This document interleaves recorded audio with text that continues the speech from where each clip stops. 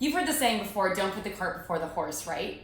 Well, that is exactly a huge mistake that I see many struggling jewelrypreneurs make when they're trying to grow and scale their businesses. They're putting the cart before the horse because they don't really know what needs to be in place in order to get the business growth that they want.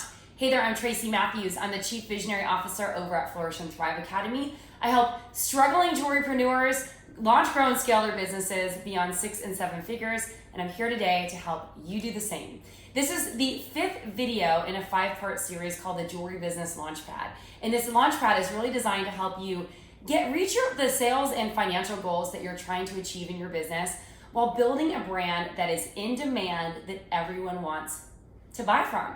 And we do this by teaching you through the lens of our desired brand effect method. And it's a really powerful method, which I'm going to walk you through some components of it. And these 3 things must happen before you start trying to scale or grow your business, or else you're always going to be spinning your wheels or hit a plateau or be overwhelmed or get in a place where your business isn't growing. And I'd love to invite you at the end of this video. I'm going to share with you how you can join us for a very special masterclass, which is basically the culmination of everything that I'm teaching you here at the end of the video. So let's do this. It's called the How to Stand Out in a Saturated Market with a Timeless Jewelry Brand. So think about it. If you were a kid and you put up a lemonade stand and you're just expecting to have like 20 people pass by on your corner and buy some lemonade, you're kind of like, okay, yeah, that's easy. Like you plan for it and you're all good for it. But imagine what would happen if 50 people came up. You might be able to accommodate them. If 100 people showed up, it would be a little bit harder. You might sell out. Well, what if you all of a sudden got 1,000 people coming to you to try and buy lemonade from you? What would you do?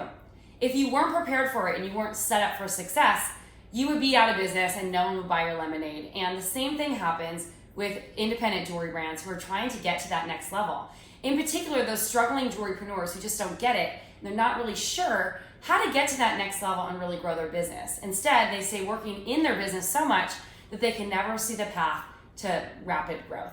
In fact, we've helped so many designers, thousands of designers by this point, with our desired brand effect method to grow their businesses. In fact, Deirdre, one of our designers, literally went to a show. She was so prepared and ready to have like a massive, awesome show that she left that show blowing her expectations. She walked away with $50,000 in sales and paid orders as she left, and had a bunch of people that she was going to follow up with and service after to grow her business because she was set up for success and she had her business in a place where she could actually take on those sales, which is pretty awesome. So I would love to show you some of the things that Deirdre's doing in order to grow her business, just like so many other designers in our community who are using the desired brand effect. Let's do this. So the first thing you gotta have in place are systems. And when you're just starting out, the systems is really a documentation of how you do things. You can document these really easily by just jotting down the steps that it takes to do something in your business or recording yourself. And this can just start with like the process of how you make a piece of jewelry. And the reason why this is important is that I know maker's gonna make and you love making jewelry, but if you were to get a big order, I'm telling you from personal experience that it's going to be really hard to fill a huge order by yourself, especially if it's on a tight deadline. And while we don't go from 0 to ginormous orders in the normal progression of a business, because your business probably isn't ready for that, if you ever want to get to a place where you're able to ship, larger orders or to be able to have the capacity to sell $50,000 over a weekend, like Deirdre did, then you have to have systems in place and ways that you can, and repeatable processes, so it saves you time and decreases your overwhelm. The other reason why systems are so important is that when and if you ever need to hire staff or bring people in to help you with your business, you are prepared because everything's documented and it's easy for you to train them. One of the biggest irritations or struggles, maybe is the best word to put it, that I hear designers make when they're trying to hire their first production assistant or hire an intern to do shipping methods and stuff like that, is they feel like they're doing 2 people's jobs. And the reason why this is happening is because they don't fully have documented systems where they can train the people coming into their business to do things their way. And if you want to grow, you got to stop working on those $5 an hour tasks and eventually outsource and so that you can spend time working on the $1,000 an hour tasks that are actually going to grow your business. And I'm going to talk a little bit more about that in this third opportunity.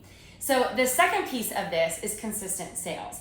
You have to get to a place where sales are coming in and you have a cycle of sales on autopilot, because if you don't do that, then you will be hitting these plateaus or having a lot of starts and stops and starts and stops, and your business will go up and down.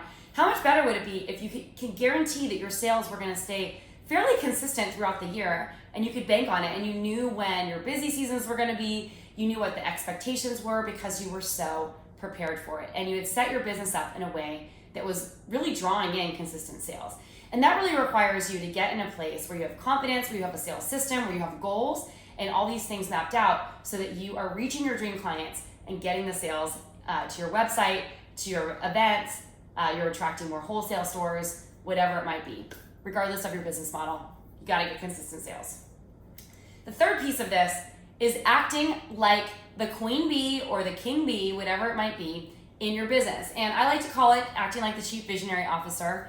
This is really important. I know that when you start, this is how it ties into systems. The systems are directly related to this, because I know when you started making jewelry, that you started making jewelry because you loved it.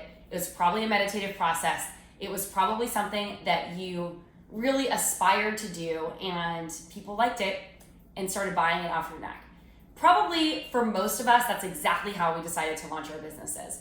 Well, if you really want to grow your business and treat your business like an in-demand designer does, instead of a struggling jewelrypreneur or a maker who's just going to make all the time, then you got to act like a queen bee, which means you got to be focused on the tasks or the activities that are actually growing your business. But what ends up happening, because we get stuck in maker mode or maker mindset, as I'd like to say, we end up doing all the things that are easy to get done, which are typically like $5, $10, $15, $20, $25 an hour tasks, instead of the $1,000 an hour activities that are going to bring really awesome revenue into our business, but actually help us scale and grow. So you got to get to a place where you're positioned that way, and that means getting support.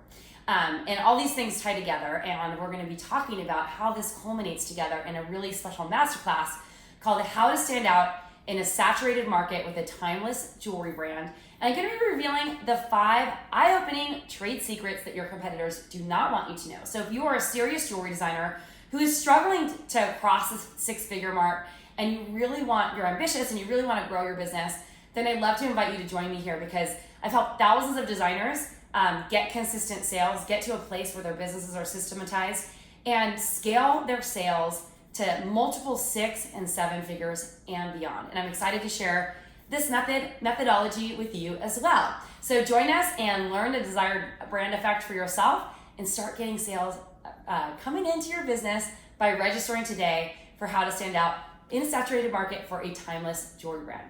Tracy Matthews signing off. I'll see you next time. See you at the masterclass, actually.